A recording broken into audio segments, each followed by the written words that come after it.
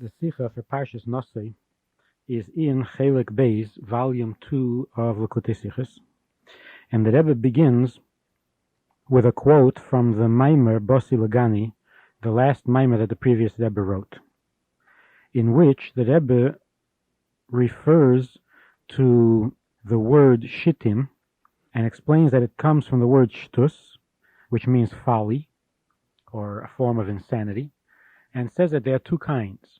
There's the shtus, or the folly, that is holy, and there's the shtus and the folly that is unholy.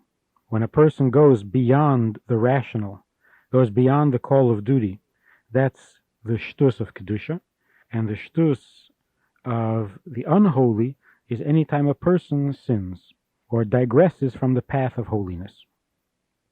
To prove, as a proof text, that the word shtus means sinning, he brings the verse ki siste ishte, that it's referring to a woman who is accused of being immodest, of behaving immodestly, or of having committed adultery. And the Torah uses the expression siste ishte. If a woman digresses or strays from the proper path, and it's the same root word as shtus. Now, in general, in Chassidus, everything is carefully and scrupulously considered, and all references must have a very meaningful relationship to the text or to the topic that is being discussed. So when we bring a proof text from a verse in the Torah, it's not simply to show that we're familiar with the verses, but rather that the text adds an insight and gives us a better understanding of the subject. Now, concerning this verse, ki siste ishte, by quoting or by bringing a proof from the fact that if a woman is accused of committing adultery, the Torah describes that as siste, and that's supposed to imply that any sin is an insanity or a folly, which is the folly of the unholy, is on the surface a good, a valid proof text, because it tells us that a person does not sin unless there's a feeling or a spirit of folly that takes over and confuses the person, and enabling them to overlook the truth, overlook the obvious, and to do something not permitted. But as soon as you look a little bit deeper, we find that this proof text really isn't a very useful one at all. Because what the Rebbe is trying to say is that every sin is a spirit of folly. All sins, even the minor sins, even when we fail to sanctify ourselves with what is permissible. Which means to say that even if something is kosher and allowable, if we are careful not to indulge, that too is a mitzvah, sanctifying ourselves even with what is permissible. So all of that, if a person transgresses, is considered folly. It's coming from an insanity of sorts. Now, how do we know this from the proof text that the Rebbe quotes? Committing adultery is one of the more serious sins. So if a person commits adultery, or is even accused of committing adultery, if that comes as a result of insanity, that can be explained in that no one would commit such a serious sin were they not temporarily insane. But how does that prove that all sins, even the lesser sins, are also coming from a place of insanity or a spirit of folly? So the proof text falls short of proving that which it's supposed to prove. So the Rebbe explains as follows. The connection between a person sinning out of insanity and the immodesty of the accused woman is in two things. Number one, the law about the sota refers only to a married woman. because it's only the married woman whose indiscretions constitute adultery. Even though there are opinions, or there's an opinion in the Gemara that says even a single person could also be committing, if a single person misbehaves, it is as serious as the married woman. But that's an opinion of only one Rabbi Eliezer. But the halacha, the final verdict is that it applies only to a married woman. Now the reason for this is because the sin is such a violation, it is such a grave sin because of the sanctity of the married woman, because of the sanctity of the marriage relationship. And the same is true also with every sin. Since every sin separates the Jew from God, damages the relationship between the neshama of the Jew and God, and that's why even a small, what seems to be a small sin, is very damaging, because the Jew is the married woman in the relationship with God, as we will explain later. Now it says in the Zohar that a philosopher once asked Rabbi Eliezer, since Jews are the chosen people, why is it that in many ways Jews are weaker than other nations, more delicate, more sensitive? And Rabbi Eliezer answered that it's precisely because we are the chosen people, because we are in some way more delicate, that we are weaker, because we can't tolerate the unholiness in the physical, because we can't tolerate the unholiness in the spiritual. And so the world is very rough on the Jew because the Jew is so sensitive. And although all other nations believe in God as well and refer to God as the God of gods, and that for them is not considered idolatry, it's not considered a breach or an infidelity in the relationship with their Creator, but by Jews, since we are of a more sensitive stuff, therefore every sin causes a separation and damages the relationship, the special relationship that we have with God, as it is with a married woman. Also, Jews are compared to the heart, and with the heart, being that the heart is more sensitive than other limbs, even the slightest imperfection can cause terrible damage. And with this we'll understand the connection between the accused woman and all other sins, in that they are all coming from a spirit of folly. Jews are, in the relationship with God, Jews are the married woman.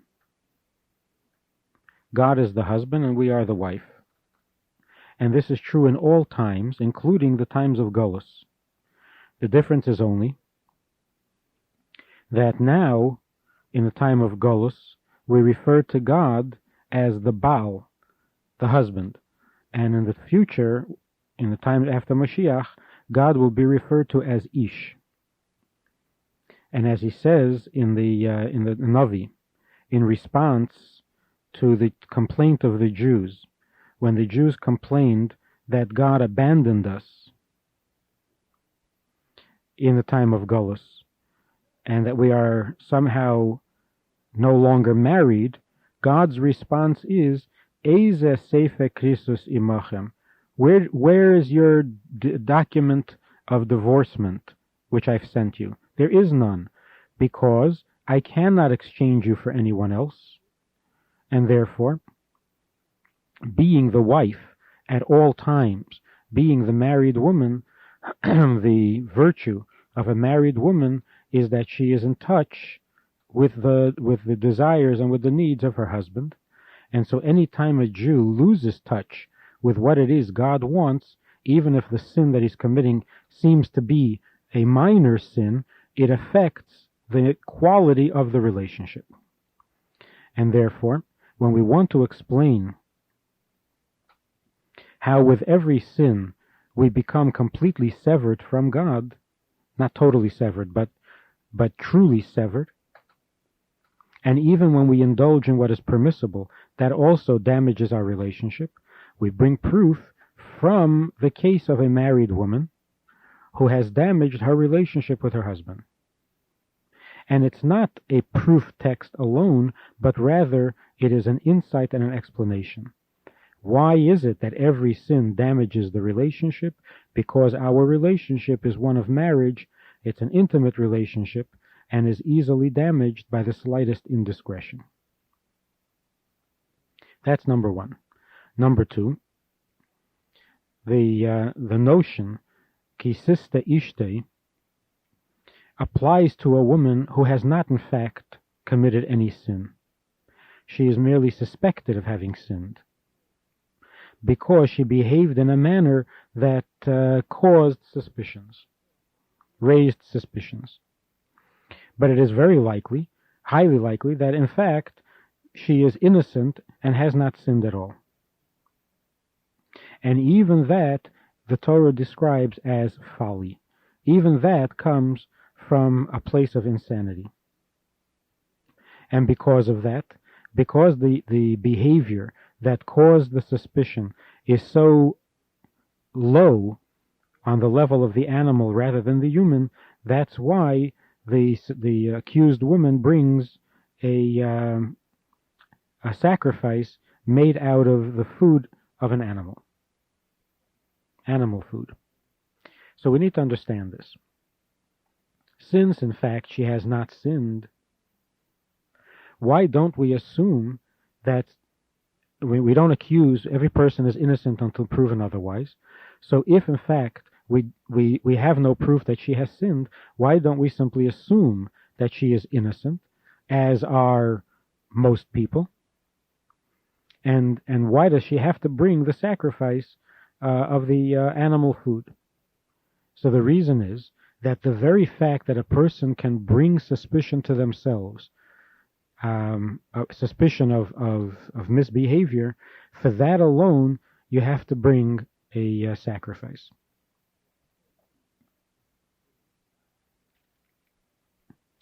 But in fact, even after she brings the sacrifice, even though she needs to bring the sacrifice, it turns out in the end that her innocence is proven, her innocence is established, and that the misbehavior that brought the suspicions was only a temporary, momentary one. And in the end, she is blessed and healed by the whole process and by the whole experience. As the Gemara says, that if she had borne children in pain, she would now bear them with less pain, or if she didn't have children, she would now have children, and so on. The same is also when a Jew sins. Every sin is an insanity, and in fact is not an actual violation of the relationship, a violation of the marriage between the Jew and God, because God will never divorce us, and kvedi la'achar lo etein, the essence of the Jewish soul, cannot be given away, cannot be given inappropriately. It belongs only to God and is given only to God, so that the sinful behavior is only on the surface. But when we look deeper beyond the surface, we find that there really was no violation of the marriage.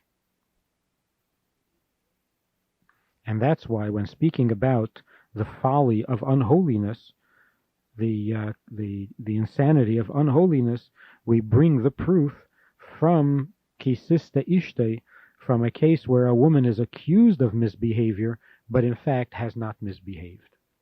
This tells us that in every sin, the Jew's misbehavior is only on the surface, but beyond the surface, the Jew remains loyal and innocent, and the relationship and the marriage with God remains intact.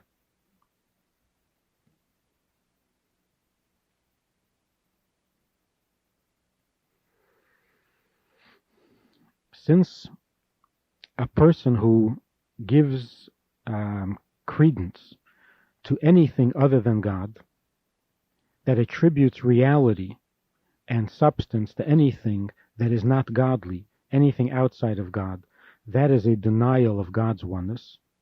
And particularly, if this finds expression in a violation of a commandment, even if it's a rabbinic commandment, and certainly if it's a more serious violation, all of that is only a spirit of folly and a temporary insanity. A person could think, as it says, "Vatemer tzien azovani Hashem v'adnai shchacheni." A person can think that for this behavior, for this kind of insanity, God has in fact abandoned us and forgotten us. And in response to that suspicion, the Torah, the Rebbe brings the quote from Torah, "Ki siste ishte," if a woman is accused of misbehavior, that just as this woman who behaved immodestly, and temporarily, for the moment, the suspicion of her misbehavior causes her to have to separate from her husband, but the truth is that there was no real violation of the marriage, and in a short time she will once again be reunited with her husband, and not only to go back to as good as it was before, but better than it was before, because she is healed from whatever ailed her, whatever problems that she had before the suspicion, and before she goes through the whole process of the Satan. And the same is true also, every person knows within himself where he has failed and where the insanity or the folly of his thinking lies. Yet, the person should not become discouraged. Every Jew has to know that there is never a time when there is a true violation or separation between a Jewish soul and God, and there cannot, God forbid, be the loss or the permanent damage to a soul, because the divine spark in the soul can never be given away, and the loyalty of that core of the Jewish neshama is never squandered or is never misdirected away from God to anything else. And the insanity and the folly is only a temporary, momentary thing in which the person loses his bearings and behaves in a manner not fitting the Jew or not fitting a human being. But immediately after that folly is cleared away, and the innocence and the permanence of a Jew's connection to God is reestablished, as Alter Rebbe brings in Tanya, that even the lowest of the low, who sins and neglects his Yiddishkeit in many ways, even in some very serious violations, yet when it comes to the very relationship with God, when it comes to the shidduch, when it comes to the marriage that exists between the Jew and God, here the loyalty and the devotion is exclusively to God, and even the lowest of the low will give up his life rather than deny that essential relationship. So the core of the neshama is not affected by this insanity. The insanity can reach only so deep, but the core of the neshama remains loyal, as the Megillah says concerning Esther when she was taken to Achashverosh, and Esther here being an expression of the neshama as it comes down into the body and is dragged away into the concerns of the body and the needs of the body and so on.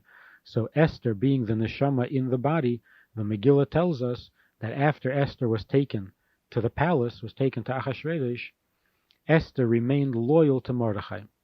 Mordechai here refers to that part of the neshama that doesn't come into the body, the part of the neshama that stays above, beyond the effects of the body. And so the Megillah says that even after she was taken to Achashverosh, as Ma'amar Mordechai Esther Isa, that Esther continued to follow the instructions of Mordechai, kasher hoisa ba'omna itay, just as it was while she was still with Mordechai.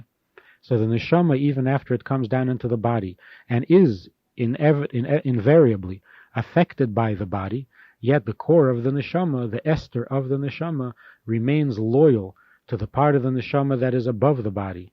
And the part of the neshama that is above the body never gets separated from its godliness because it isn't affected by the world around it. Like Mordechai, who would not bow, who would not submit to the unholiness in the world. And so it is with every neshama. The core of the neshama remains loyal even when on the surface there seems to be insanity or folly and misbehavior. And through this, we are assured that as soon as the insanity clears away, we find ourselves connected to God with love and with fear, with the Shekhinah still experienced and revealed in the neshama. And that is when the inner part of the neshama, the pnimius of a neshama, is revealed to us, so that it removes any possibility of forgetfulness or insanity or folly. And that's what we're describing when we say the days of Mashiach, the coming of Mashiach for each individual. When each individual has complete contact, is totally in touch with his neshama, and therefore is not vulnerable to the distractions of the world, and when each person in his own life experiences the Bias HaMashiach of his neshama, then together we make the preparation and we prepare the world for the complete and total redemption, Mashiach B'Klolos.